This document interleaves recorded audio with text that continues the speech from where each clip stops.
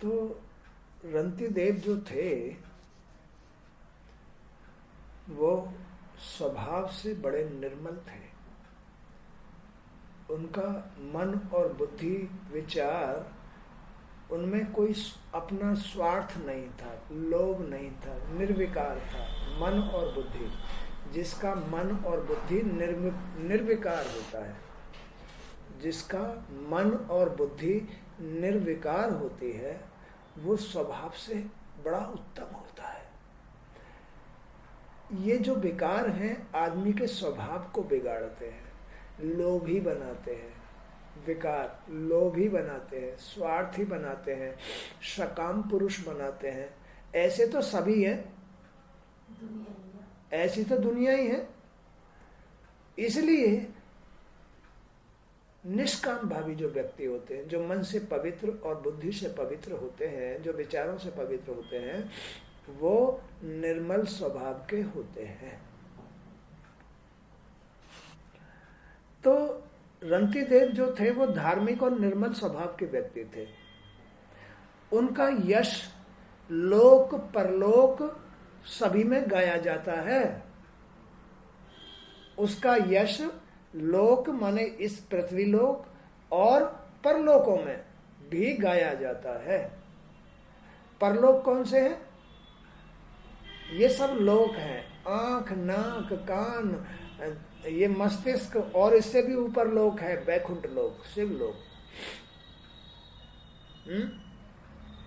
इनमें भी उसका यश गाया जाता है। जिसका जी, जिस आदमी का जी ऐसा होता है, मन से पवित्र, बुद्धि से साफ और विचारों से उत्तम होता है, उसका यश इस लोक में भी, इस लोक में तो उसे मान सम्मान मिलेगा ही, परलोकों में भी मान सम्मान मिलेगा। जिसका जी, जिसका मन, जिसकी बुद्धि साफ सुथरी होती है, स्वभाव से अच्छा होता है, निर्मल स्वभाव वाला होता है, उसे बड़ा मान सम्मान मिलता है।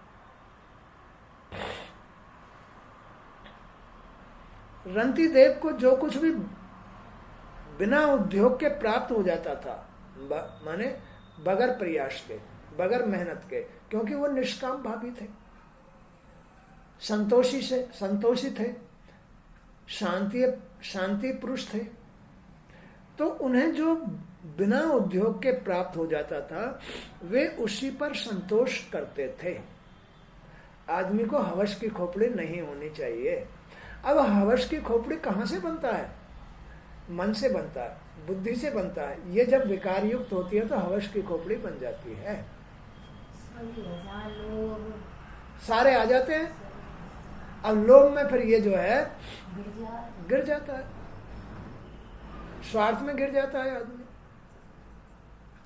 तो रंतिदेव को जो कुछ भी बिना उद्योग के प्राप्त हो जाता था, वे उसी पर संतोष कर लेते थे। वे अत्यंत निर्धन थे, वे अत्यंत निर्धन थे, निर्धन, किंतु कभी किसी से कुछ मांगते ही नहीं थे। भाई ये सब जो भी धन संपत्ति है, ये तो संसार की है, और जो अपने मन से, बुद्धि से, विचारों से पवित्र होता है, वो इस संसार की संपत्ति, धन दौलत आदि से दूर हट जाता है। उसका ही तो मोक्ष होता है। और संसार में भी अगर ऐसा स्वभाव रखता है, निर्मल स्वभाव रखता है, तो इस संसार में उसका मान सम्मान होता है। इस संसार में उसे धन संपत्ति सब कुछ मिल जाती है, वो धन संपत्ति का मालिक बन जाता है। जो इस संसार में भी अपने मन से, बुद्धि से, विचारों से पवित्र होगा, पवित्र रहेगा, वो इस संसार में भी धनवान बन जाएगा, संपत्तिवान बन जाएगा, घरवान बन जाएगा, पतिवान बन जाएगा, वैकुंठवान बन जाएगा, इस संसार में भी। तो रंतिदेव जो थे वो शांति संतोषी आदमी थे। वो धन के लिए या संपत्ति के लिए प्रयास नहीं करते थे, वो शांत स्वभाव के थे। इसलिए वो अत्यंत निर्धन हो गए थे, अत्यंत निर्धन हो गए थे। क्यों? क्योंकि वो धन के लिए प्रयास ही नहीं करते थे। हर चीज तो प्रयास से मिलती है, जिसका जैसा प्रयास होता है। तो वे अत्यंत निर्धन थे, किंतु कभी किसी से कुछ नहीं मांगते थे, और द्वार पर आए किसी प्राणी को निराश भी नहीं करते थे। द्वार पर आए किसी प्राणी को निराश भी नहीं करते थे। उनके पास जो कुछ भी देने के लिए होता था उसे वे निसंकोच दे दिया करते थे। निसंकोच कि मुझे भगवान और देगा।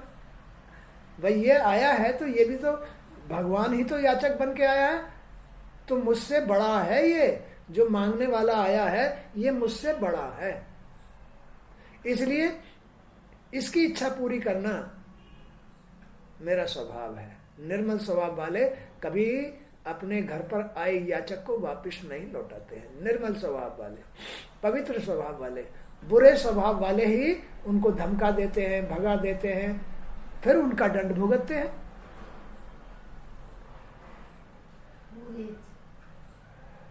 पूछना है तो 1 रुपया तो है, 1 रुपया बने 1 रुपये दे दो। जो भी तुम्हारे पास है उसे निसंकोच दे दो, उसे निसंकोच दे दो। ये वही काम कर सकता है जो निर्मल स्वभाव का होगा, पवित्र स्वभाव का होगा, वही इस काम को कर सकता है। या काम रिया कर सके, रिया कर देगी। तो उसके पास जो कुछ भी देने के लिए होता था उसे वे निसंकोच दे दिया करते थे। उन्हें स्वयं भूखा रहना पसंद था, किंतु सामने आए व्यक्ति को भूखा रखना उन्हें कतई पसंद नहीं था, है ना। आदमी को ऐसे स्वभाव का, ऐसे विचारों का होना चाहिए कि भले ही चाहे मैं भूखा रह जाऊं, लेकिन मेरे पास आने वाला आदमी भूखा नहीं रहना चाहिए। मुझसे जो मांग रहा है भले चाहे मेरे पास ना रहे, लेकिन इसको दे देना चाहिए, है? अपने इसी भाव से वे अपना जीवन यापन करते थे। अपने इसी भाव से अपना जीवन यापन करते थे। कोई हवस की खोपड़ी नहीं रखते थे।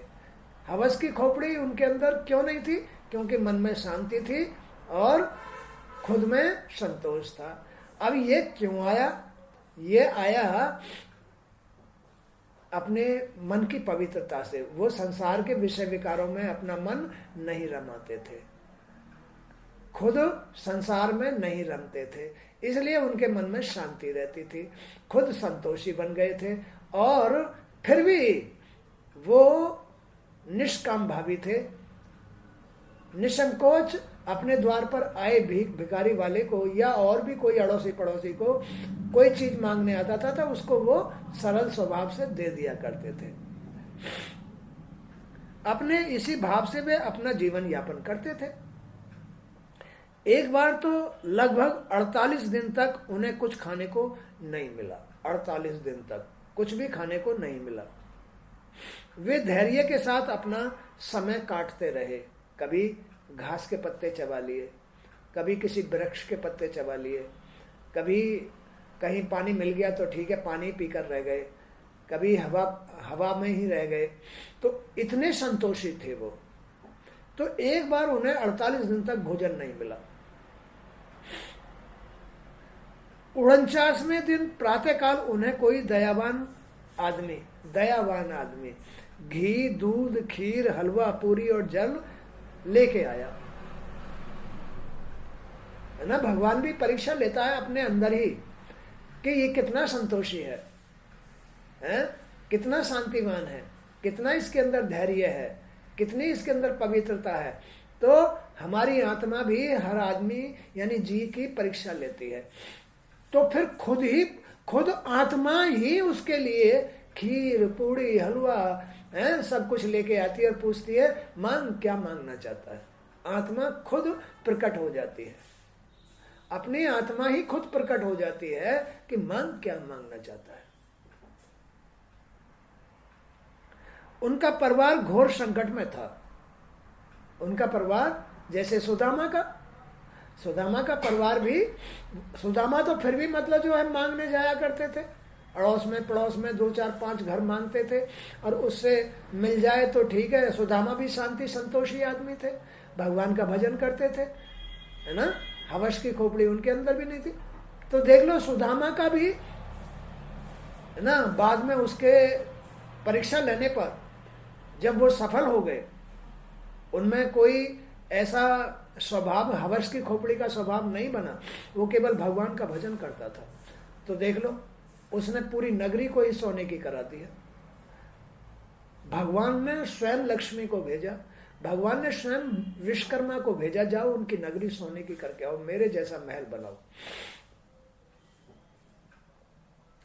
तो 49वें दिन प्रातःकाल उन्हें कोई दयावान आदमी, दयावान, शांति वाला, संतोषी, शुद्ध बुद्धि शुद्ध मन वाला आदमी भगवान का ही रूप होता है, भगवान का ही रूप होता है।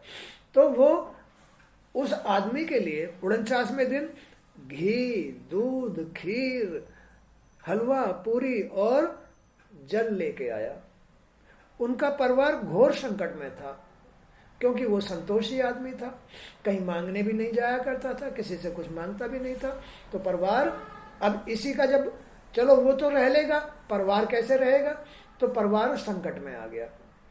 भूख और प्यास के मारे उनके शरीर कांप रहे थे, परंतु जो ही वे भोजन करने के लिए बैठे, त्यों ही एक ब्राह्मण अतिथि के रूप में उनके द्वार पर फिर आ गया है?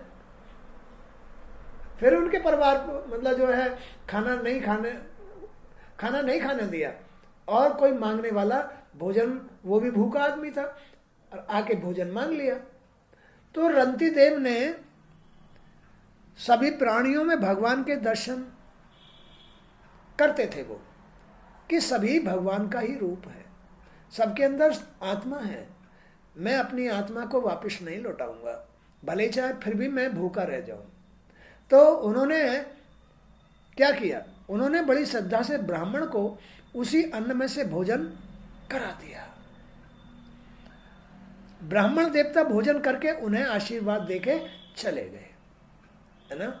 जो भूखा ब्राह्मण आया था, कोई आदमी भगवान तो दे गया उसको, जैसे लक्ष्मी ने तो प्रसन्न होकर सुदामा को खीर पूड़ी दी, लेकिन उसके भाग में नहीं थी। तो एक राजा के घोड़े वगैरह, मतलब घुड़सवार सैनिक आए और उसे टक्कर मार गए, खीर भी सब बिखर गई। तो लक्ष्मी को बड़ा अफसोस हुआ। लक्ष्मी ने कहा, रुक्मणी ने कहा, भगवान ये क्या हुआ, कि तुम देख लो ये क्या हुआ, इसके भाग में नहीं था।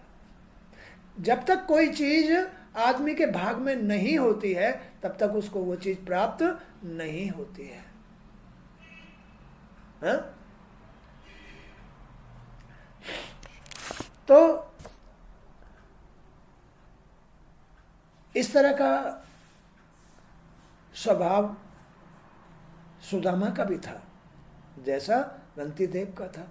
तो रंती देव को जब 48 दिन भूखे हो गए उसके परिवार को, तो 49वें दिन भगवान ही उसको जो है भोजन, घी, दूध, खीर, पूड़ी, हलवा लेके आए, है ना, और उसको दे गए।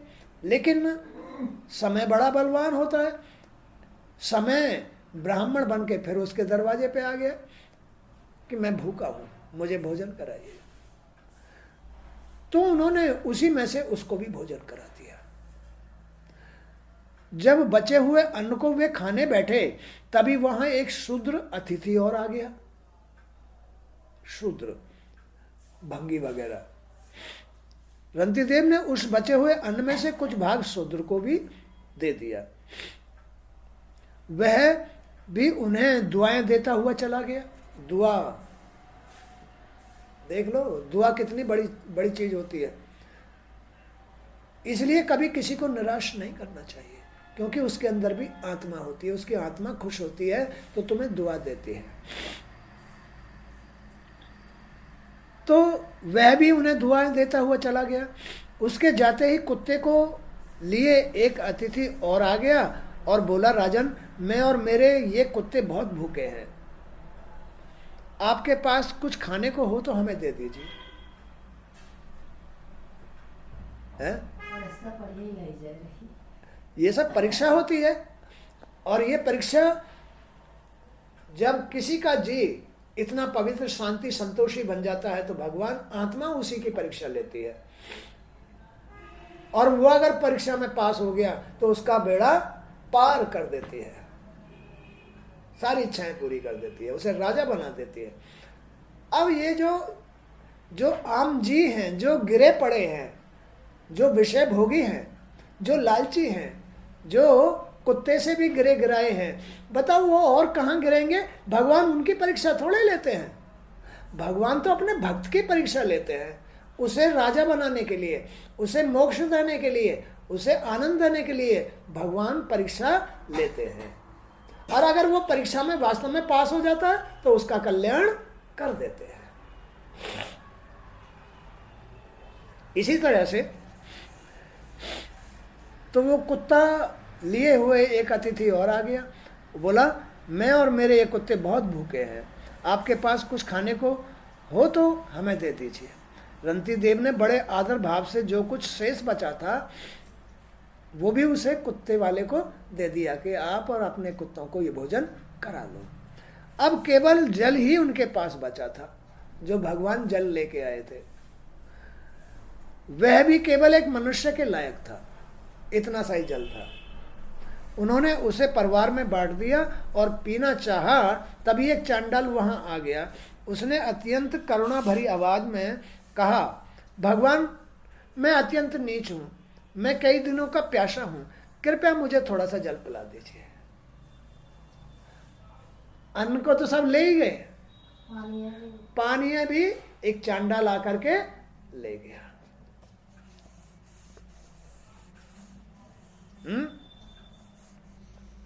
उसकी बात सुनकर रंतीदेव करुणा से आर्द्र हो उठे। उन्होंने वह जल उस चांडाल को पिला दिया। वे उससे बोले, भाई मुझे कोई रिद्धि सिद्धि नहीं चाहिए ना। उसकी बात सुनकर रंतीदेव करुणा से आर्द्र हो उठे। उन्होंने वह जल उस चांडाल को पिला दिया। वे उससे बोले, भाई मुझे कोई रिद्धि सिद्धि नहीं चाहिए, मेरे मन में मोक्ष अथवा परम गति की कामना भी नहीं है।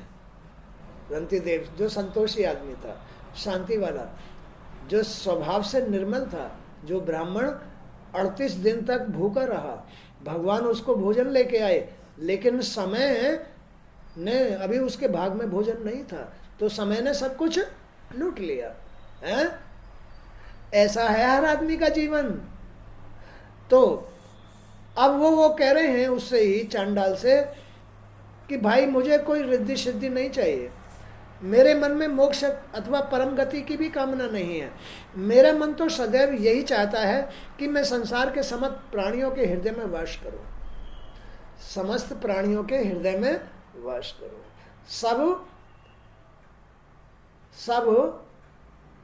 सबके अंदर आत्मा है? मैं उनके हृदय में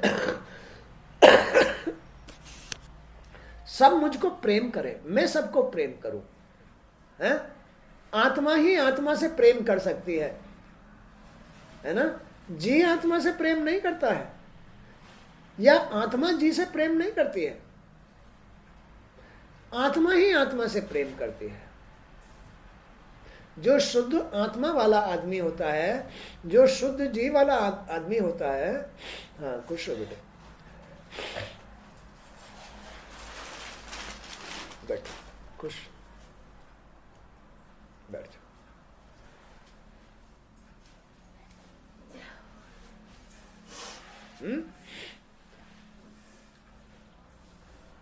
तो यहां एक ब्राह्मण की कथा सुनाई जा रही है कि वो स्वभाव से कितना निर्मल, कितना पवित्र था। उसे कोई रिद्धि सिद्धि की जरूरत नहीं थी, कोई धन दौलत संपत्ति की जरूरत नहीं थी, बल्कि वो क्या चाहता था कि मैं सबके हृदय में वास करूं,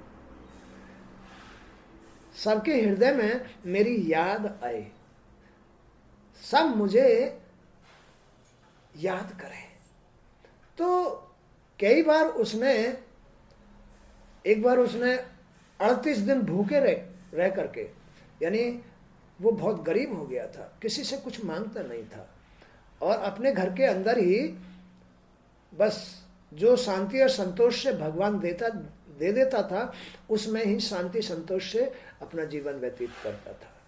तो एक बार भगवान ने उसकी परीक्षा ली और 38 दिन तक उसने कुछ नहीं खाया। 39वें दिन भगवान स्वयं उसको जो है भोजन लेके आए, घी, दूध, खीर, पूरी, हलवा, ये सब कुछ लेके आए। अब जब कोई आदमी भगवान के नाम पर इतनी साधना करता है तो भगवान यानी अपनी आत्मा ही उसकी परीक्षा लेती है। समय भाग में तो कुछ होता नहीं है, लेकिन भगवान उसकी साधना के अनुसार उसकी परीक्षा लेते हैं कि वास्तव में ये मेरा ही भक्त है या स्वार्थ में पूजा कर रहा है या स्वार्थ में मेरा नाम पुकार रहा है, ये परीक्षा लेते हैं। तो जब कोई ब्राह्मण उसको भोजन तो दे गया, खीर, पूरी, हलवा, ये सब कुछ जब सब कुछ दे गया, तो एक ब्राह्मण आया, बोला भाई मैं भूखा हूँ बहुत ज़्यादा, उसी में से उसको भोजन करा दिया। फिर एक और चांडाल आया, उसको भी मैं बहुत भूखा हूँ, उसको भी दे दिया। एक शूद्र आया, उसको भी दे दिया।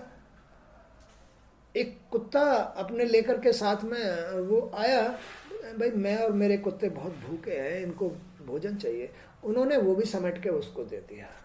लास्ट में शेष जल ही बचा। अब एक और मतलब जो है कोई प्यासा आदमी वहाँ उसके दरबार में आ गया, मतलब उसके घर में आ गया, उसने कहा मैं बहुत प्यासा हूँ, वो जल भी उसको पिला दिया। अब वो उससे कह रहे हैं कि भाई मुझे रिद्धि सिद्धि नहीं चाहिए, मेरे मन में मोक्ष अथवा परम गति की भी कामना नहीं है, मेरा मन तो सदैव यही चाहता है कि मैं संसार के समस्त प्राणियों के हृदय में वास करूं। लेकिन ऐसा आदमी वही होगा जिसका मन निर्मल होगा। मन माने अपना ये सब कुछ ज्ञानेंद्रिय, कर्मेंद्रिय ही मन कहलाता है। उसकी बुद्धि, मन, बुद्धि और सोच, दृष्टि जिसकी पवित्र होगी, निर्मल होगी, बस वही आदमी इन सांसारिक वस्तुओं को नहीं चाहेगा। अब ये सांसारिक वस्तुएं हैं क्या?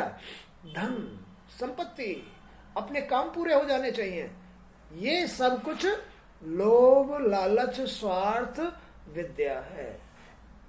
ऐसे आदमी की भगवान परीक्षा नहीं लेता है कि ये तो सांसारिक है, संसार में ही बार बार जन्म लेगा, संसार में ही मरेगा, तो फिर इसकी मैं क्या परीक्षा लूं? परीक्षा तो भगवान उसकी लेते हैं जो भगवान का वास्तव में ही भक्त होता है, निर्मल मन, निर्मल बुद्धि, निर्मल विचार वाला होता है, और जो भगवान को ही चाहता है, वो रिद्धि सिद्धि भी नहीं चाहता, वो मोक्ष भी नहीं चाहता, वो कोई धन संपत्ति नहीं चाहता, जो मन से, अपनी बुद्धि से, विचारों से बस उसको अपना भगवान मानता है और उसके लिए ही जीता है। केवल भगवान उसकी परीक्षा लेकर के उसे अपने बैकुंठ लोक बुला लेते हैं। तो भाई मुझे कोई रिद्धि सिद्धि नहीं चाहिए, मेरे मन में मोक्ष अथवा परम गति की भी कामना नहीं है। मेरा मन तो सदैव यही चाहता है कि मैं संसार के समस्त प्राणियों के हृदय में वास करूं, किसी प्राणी को कोई दुख ना हो। तुम्हारे जल पीने से यदि तुम्हें शांति मिली है तो मेरे सारे दुख और पीड़ा जाती रही है, मैं सुखी हो गया। अगर कोई आदमी किसी के कष्ट हरेगा, किसी के दुख के विषय में सोचेगा, किसी की मदद करेगा, तो वो स्वयं की मदद कर रहा है, खुद की भूख मिटा रहा है, अपनी मदद कर रहा है। वो अगर कोई किसी की मदद करता है तो ये सोचकर कि इसमें भी वही आत्मा है जो मेरे अंदर है। तो अगर किसी की आत्मा को वो दुख से बचाता है तो स्वयं भी उस कर्म से अपने आत्मा को अपने दुख से बचा रहा होता है। इसलिए अपने मन से, अपनी बुद्धि से, अपने विचारों से जो आदमी निर्मल होता है वही इस काम को कर सकता है।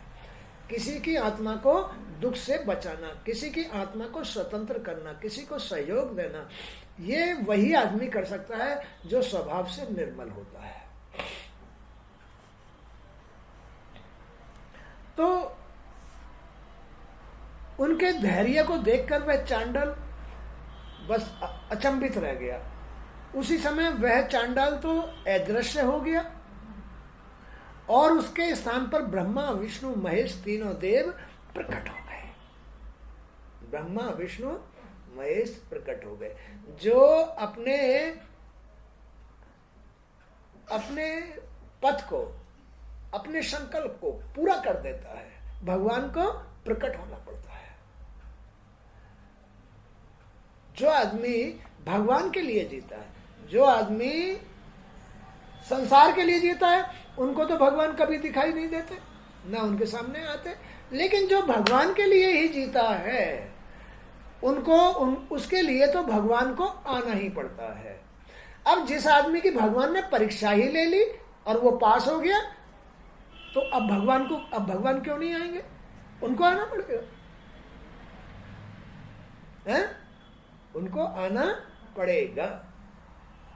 और वो भगवान अपने अंदर ही आत्मा रूप से विराजमान है।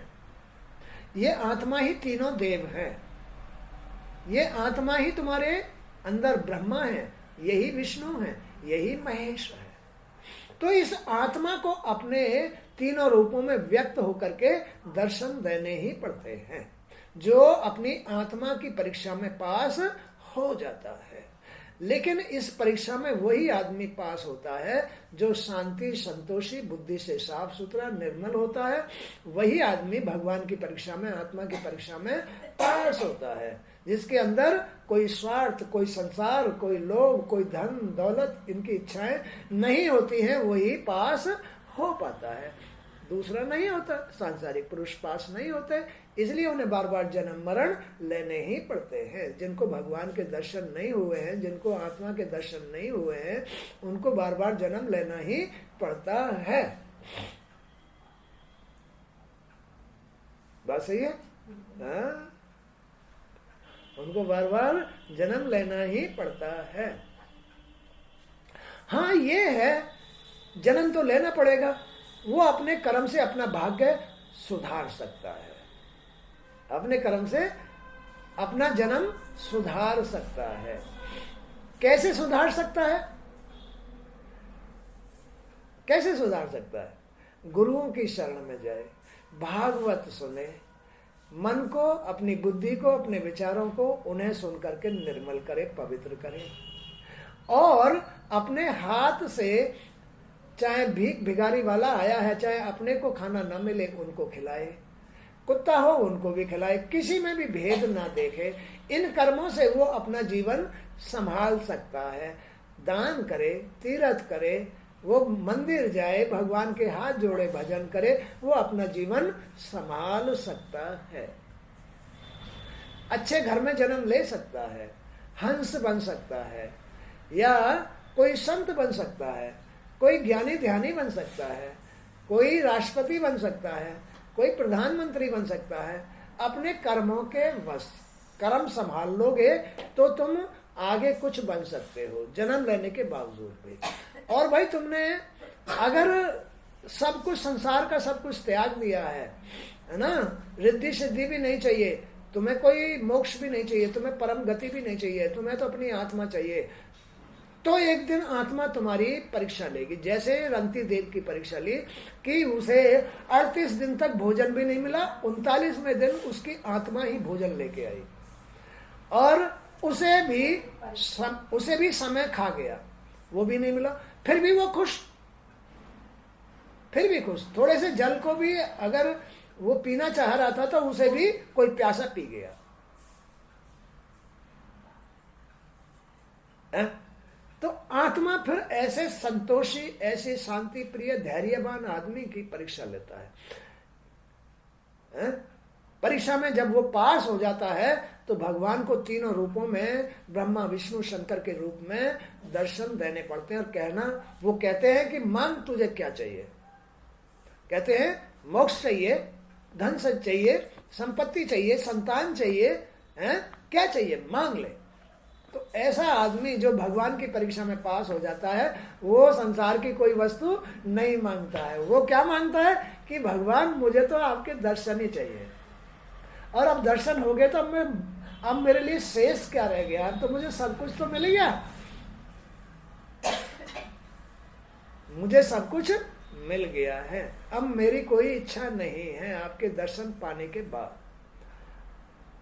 मांगता तो वो है जो संसार में होता है, यही छोड़ के चला जाए।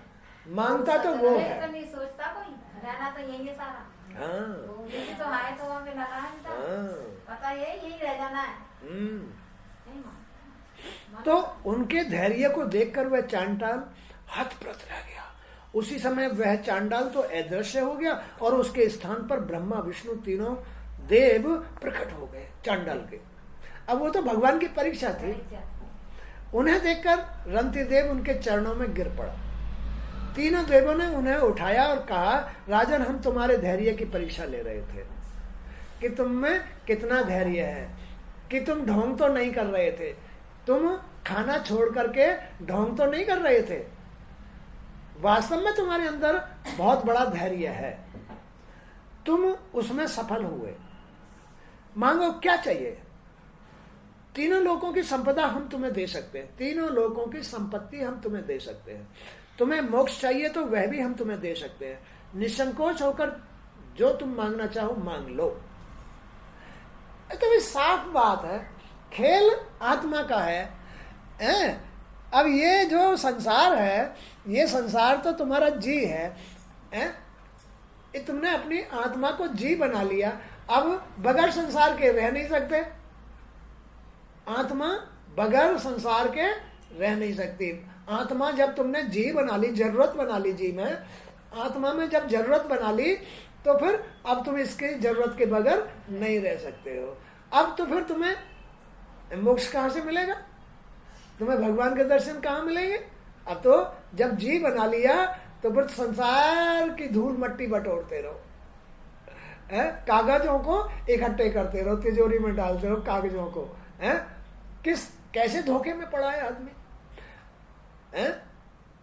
अरे तू इन कागजों को तिजोरी में रख रहा है और तू वही इच्छाएं अपनी अपनी पूरी कर रहा है, विषय विकारों में लिप्त हो रहा है। ये तेरी कौन सी बड़ी बहादुरी है? कौन सी बहादुरी है?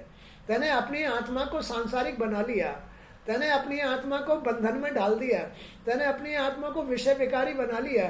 कौन सी बहादुरी का काम कर लिया?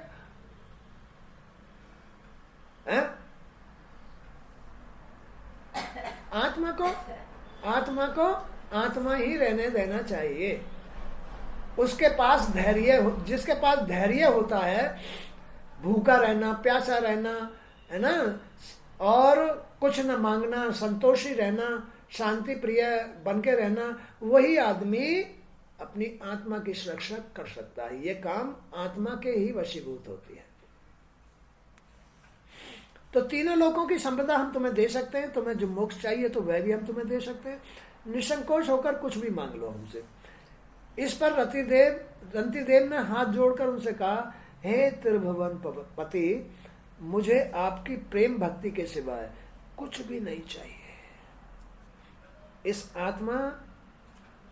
ये आत्मा ही तीनों देव है, ब्रह्मा विष्णु शंकर। अब जिसका मन भगवान में रमा है, अपनी आत्मा में रमा है, जो अपनी आत्मा से प्रेम करता है, जो अपनी आत्मा की भक्ति करता है, उसे संसार की कोई वस्तु नहीं, उसकी जरूरत नहीं होती है। उसे तो केवल अपने आत्मा से प्रेम होता है, अपने भगवानों से प्रेम होता है। ब्रह्मा विष्णु, वैसे तो बड़े नाम पुकारेंगे, जय हो ब्रह्मा जी की, जय हो विष्णु जी की, जय हो महेश जी की, जल चढ़ाएंगे, लेकिन अपनी आत्मा की कदर नहीं करेंगे। है? तो जिसका मन माने जिसका शरीर। मन क्या है? इंद्रियों के साथ शरीर ही अंदर मन है। तो जिसका मन पवित्र नहीं है, सांसारिक है, वो अपनी आत्मा से प्रेम नहीं करता है। वो भगवान विष्णु, हरि, ब्रह्मा, शंकर, भोलेनाथ से प्रेम नहीं करता है। वो तो संसार से प्रेम करता है, या तो माया से प्रेम करता है ये शरीर, या फिर भगवान से प्रेम करता है। दो ही है, या तो माया से प्रेम या फिर भगवान से प्रेम। तो जो माया से प्रेम करता है भाई, उसे हरि कहां मिलेंगे, उसे आत्मा कहां मिलेगी? इस संसार की आत्मा तो ब्रह्मा विष्णु शंकर है। इस संसार की आत्मा तो परमात्मा का रूप है। परमात्मा ही तो ये संसार और आत्मा है। तो ये आत्मा उसी को प्राप्त होती है जो माया से दूर रहता है, संसार से दूर रहता है, उसको ही आत्मा प्राप्त होती है। बाकी ढोंग ढपासे हैं। इसको क्या कहते हैं? ढोंग ढपासे। हाँ, अपने कर्मों से इस संसार में माया के साथ रह करके आदमी कुछ बन सकता है, यहां भी बन सकता है। जैसे बच्चे पढ़ते हैं, बच्चे मेहनत करते हैं, एग्जाम देते हैं, तो यहां कुछ बन सकते हैं। ऐसे ही कोई भी सांसारिक आदमी अपने दरवाजे पे आए भीख भिखारी वाले को, या मांगने वाले को, या अतिथि को मान देकर, सम्मान देकर, उनको भोजन देकर, उनको पानी दे करके, उनको कपड़े दे करके, या उनको दान दक्षिणा दे करके, या अपने गुरुओं की शरण में जा करके भागवत सुन करके, या तीर्थ करके, दान करके, या कहीं पवित्र जगह जा करके अपने जन्म को सुधार सकता है। थोड़ा बहुत सुधार, मरना तो फिर भी पड़ेगा, जन्म सुधार सकता है, जिससे कि मरने के बाद फिर वो कुछ बुरी गति में न जाए।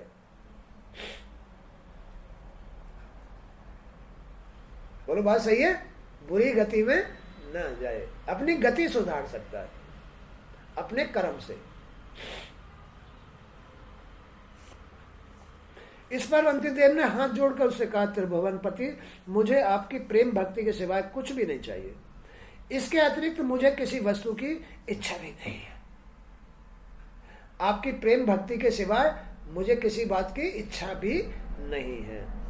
रंतिदेव के ऐसा कहने पर तीनों देवों ने उन्हें आशीर्वाद दे दिया, उसे आशीर्वाद दे दिया। तथास्तु, हम सदा तुम्हारे साक्षी रहेंगे, तुम हमारे भक्त ही रहोगे, तुम हमसे प्रेम ही करते रहोगे, हम तुम्हारे ऊपर हर वक्त अपना हाथ रखेंगे। इसको कहते हैं आशीर्वाद। फिर उल्टा हो जाता है। आशीर्वाद का अर्थ क्या है? उल्टा हो जाता है। क्या उल्टा? अभी तो भक्त भगवान का ध्यान कर रहा है, अब भगवान भक्त का ध्यान करेंगे। इसको कहते हैं आशीर्वाद। फिर भगवान भक्त का हर वक्त ध्यान करते हैं। फिर भगवान अपने भक्त का साथ नहीं छोड़ सकते हैं। फिर उनके हृदय पर, अभी तो भक्त के हृदय पर भगवान वास करते थे, अब भगवान के हृदय पर भक्त वास करेगा। अरे कितनी बड़ी बात है, कितनी बड़ी बात है। तो ये है कमाई, ये है जीवन की सफलता। करो साधना, करो भक्ति, भगवान की भक्ति करो। भगवान को धोखे में मत रखो, तुम ही धोखे में पड़ जाओगे। भगवान को धोखे में, अगर भगवान को धोखे में रखोगे तो तुम ही धोखे में पड़ जाओगे। इसलिए भगवान को कभी धोखे में नहीं रखना चाहिए। भगवान को सच्चा प्रेम करना चाहिए। करो तो करो, नहीं करो तो संसार में रहो, उसे भी क्यों छोड़ो? है? है? माया मिली न राम, रह गए धोखे में। ना माया मिली न राम मिले, धोखे में रह गया आदमी। अब ये सब क्यों रहता है? ज्ञान नहीं है, कहीं किसी अच्छे गुरु सत्पुरुष से ज्ञान नहीं लिया है। आखिर मायावी जीवन का क्या अर्थ है और इस भक्ति का क्या अर्थ है? ज्ञान नहीं लिया किसी से, जीना नहीं आता, जीने की कला नहीं आती है ना। तत्व ज्ञान नहीं है, तत्व ज्ञान, शांति का ज्ञान नहीं है। कैसे आती है शांति? धैर्य कैसे आता है, बुद्धि कैसे शुद्ध होती है, विचार कैसे शुद्ध होते हैं? ये तत्व हैं। तत्व माने शक्तियां। भगवान ये आत्मा सर्वशक्तिमान है। आत्मा सर्वशक्तिमान है। उनकी बुद्धि शुद्ध, उनके विचार शुद्ध। हेलो,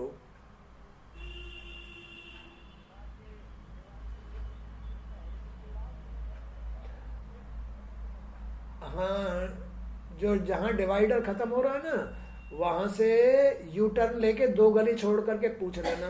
एक दुकान आएगी, अंजनी क्लिनिक, एक अंजनी क्लिनिक आएगा गली के मोड़ पर, यानी कोने पर ही अंजनी क्लिनिक पर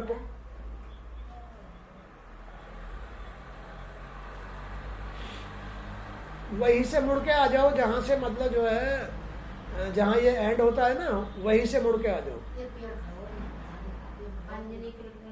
अंजनी क्लिनिक पे आ जाओ मुड़ करके। हाँ, ये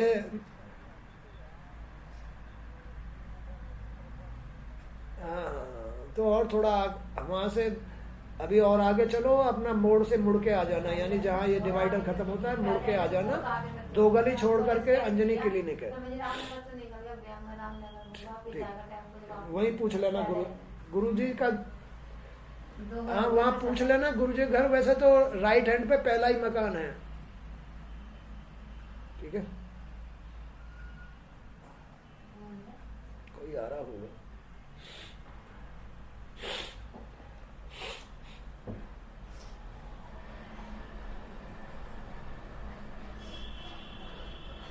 है बच्चों, तो रंती देव के ऐसा कहने पर तीनों देवों ने उन्हें आशीर्वाद दे दिया। तथास्तु, जाओ, तुम्हारी भक्ति अमर रहेगी। अब तुम हमारे हृदय पर वास करोगे, हम तुम्हारा हर वक्त ध्यान रखेंगे। अब हम तुम्हारा ध्यान करेंगे, इसको आशीर्वाद कहते हैं।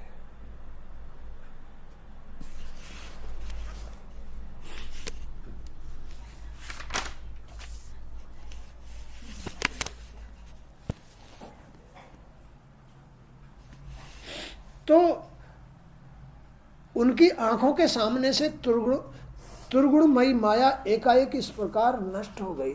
माया, ये माया मरते दम तक भी पीछा नहीं छोड़ती है। ये माया त्रिगुणात्मक है और इससे मुक्त होना ही अपनी आत्मा की प्राप्ति होती है। तो जो रंती देव थे, रंती देव की जब जैसे उनको आशीर्वाद मिला, तुरंत ही उनकी माया गायब हो गई। जैसे स्वप्न से कोई जागता है, वे पूर्ण योगी हो गए। उनके प्रभाव से उनका परिवार भी योगी हो गया, उनके ही प्रभाव से। क्योंकि ये जो सब कुछ है, जब आत्मा का आशीर्वाद मिल गया तो ये तो किसी घर की मालिक थी। आत्मा तो घर की मालिक होती है। अगर ये किसी को प्राप्त हो जाती है तो उसका पूरा घर पवित्र हो जाता है। हेलो, हाँ बेटे,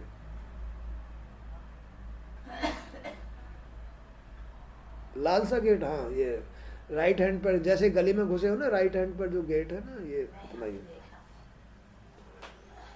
हाँ चलो, आ रहे हैं, फिर गेट खोल देंगे।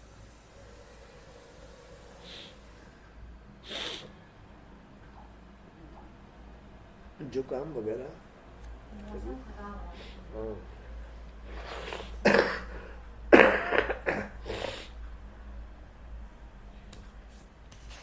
तो वे पूर्ण योगी हो गए। उनके प्रभाव से उनका परिवार भी योगी हो गया।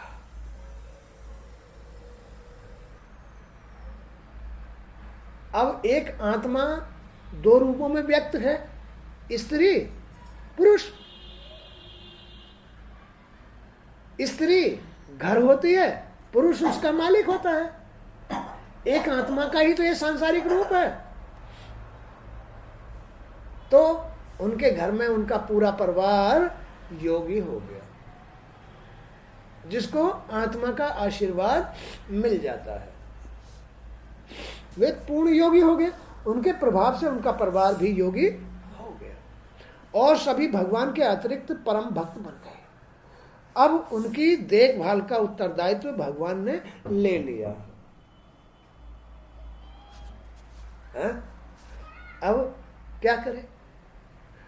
अब बेचारी स्त्री भक्ति करती है तो पुरुष नहीं करता, पुरुष करता है तो स्त्री नहीं करती है। हाँ बेटे आ जाओ आ जाओ आ जाओ आ जाओ आ जाओ आ जाओ आ जाओ, बैठ जाओ, आ जाओ।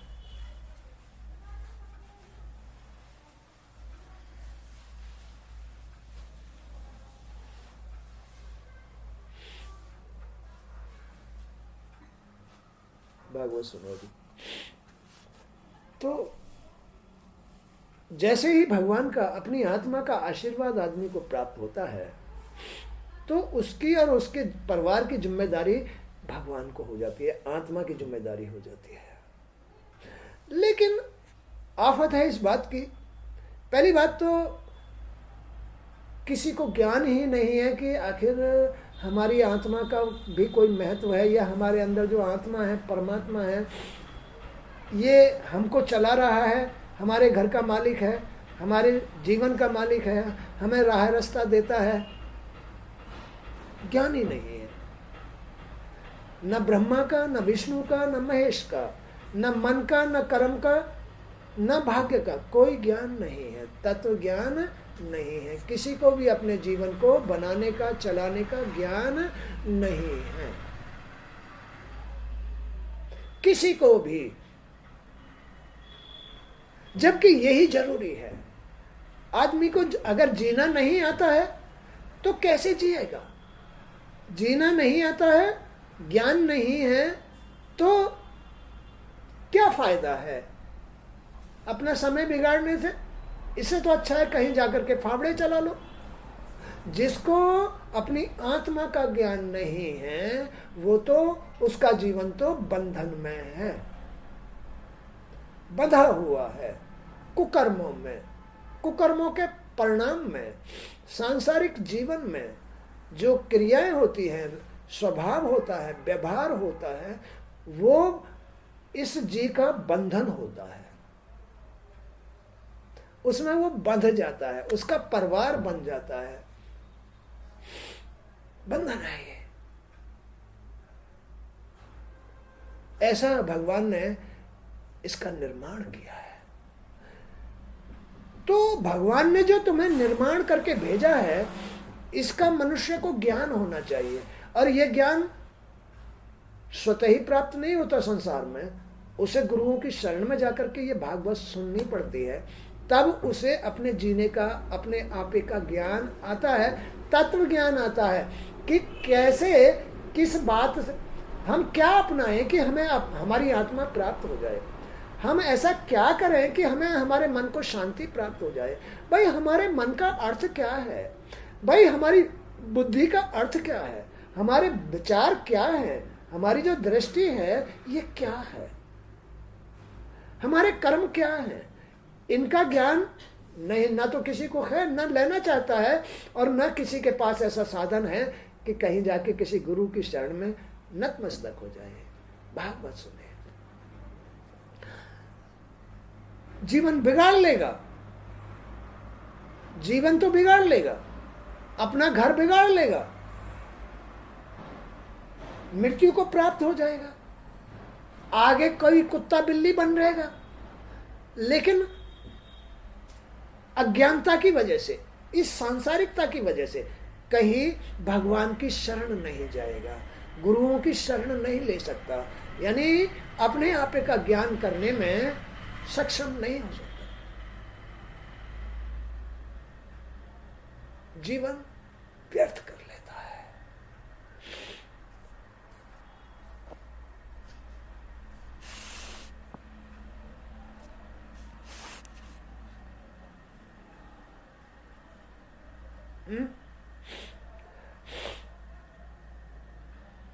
संसार में यानी गृहस्थी में सभी, माँ बाप भी, संतान भी, किसान, अपनी खेती बोता है, चना बोया तो चना उपजेगा, गेहूं बोया तो गेहूं उपजेगा, सरसों बोई तो सरसों उपजेगी, जो बोता है वही उपजता है।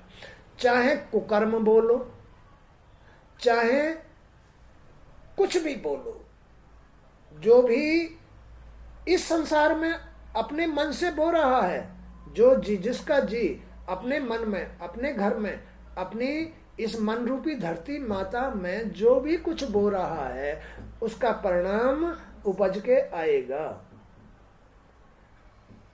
विचार आएंगे, विचार स्थान ले लेते हैं अपनी दृष्टि में। जिनके पास में अपनी आत्मा की सेवा नहीं है, जिनके पास जिनके पास यानी इस संसार में जन्म लेकर के, इस संसार में जन्म लेकर के जिसका जी भगवान की शरण में नहीं है, भाव भक्ति नहीं करता है, मन शुद्ध नहीं है, बुद्धि शुद्ध नहीं, विचार शुद्ध नहीं, उसका जीवन कष्ट में होता है।